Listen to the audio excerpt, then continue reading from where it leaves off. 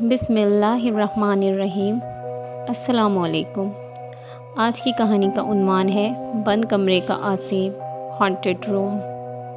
आइए आज की कहानी शुरू करते हैं। ये कहानी एक सच्ची कहानी है जो मुझे पता लगी थी, तो मैंने कहा मैं आप लोगों के साथ शेयर करती हूँ।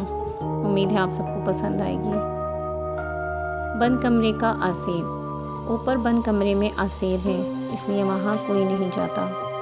ये आज से तकरीबन 30 साल पहले का वाक़या है जो मेरे साथ पेश आया था। मैं अपनी नौकरी के लिए सक्खर आया था। यहाँ मेरे मामू रहते थे, तो कुछ दिन मैं उनके घर ठहर गया कि जब तक कहीं और मेरा रहने का बंदोबस्त नहीं हो जाता। मामू जान के घर में कई सालों के बाद आया था।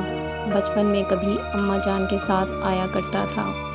अभी कुछ दिन ही गुजरे थे, नई नई नौकरी थी, मैं इसमें उलझा हुआ था।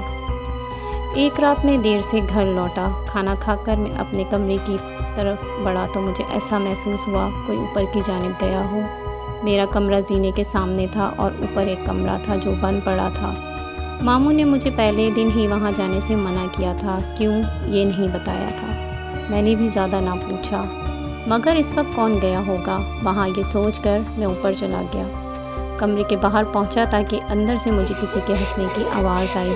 दिल बुरी तरह धड़का। फितरी तजस्सुस के बाइस मैंने दरवाज़ा खोला। अंदर कोई भी नहीं था। मैंने नज़र घुमाकर चारों जानिब देखा। कमरा अरसा बंद रहने की वजह से गर्द आलूद हो रहा था। आवाज़ों को अपना वहम जानकर मैं पलटने ही लगा था कि मेरी मुमानी ने मुझे पीछे से पुकारा। मैंने चौंक कर देखा। मुझे हैरत भी हुई कि वो कभी सीढ़ियाँ नहीं चढ़ती थी। फिर ऊपर, मगर उन्होंने कहा कि मुझे ऊपर आते देखा तो मेरे पीछे चली आईं। मुझसे पूछा तो मैंने बताया कि मुझे लगा कोई यहाँ आया है, देखने चला आया। खैर मैं उनके साथ नीचे आने लगा। अभी 2-3 सीढ़ियाँ ही उतरे होंगे कि मुझे महसूस हुआ कि कोई मेरे पीछे फिर हंसा हो, मगर वहाँ तो मुमानी थी। मैंने डरते डरते अपनी गर्दन घुमाई और मेरे होश उड़ गए। मेरे पीछे मुमानी की बजाय एक झुलसे हुए चेहरे वाली लड़की खड़ी थी जिसकी आंखें सुर्ख हो रही थीं। खौफ से मैं सीढ़ियों से नीचे गिर पड़ा। वो आहिस्ता आहिस्ता मेरे पास आ रही थी। मेरी आवाज़ हलक में ही रह गई थी। बमुश्किल मैं चीखा तो मेरी आवाज़ पर मुमानी और मामू अपने कमरे से भागे आए। मेरी हालत बहुत गैर हो चुकी थी। मैं नीम बेहोशी में था, मगर मुझे वो लड़की अपने सामने महसूस हो रही थी। मामू शायद समझ चुके थे कि मुझे क्या हुआ है। उन्होंने मुझ पर दम किया और अपने कमरे में ले गए।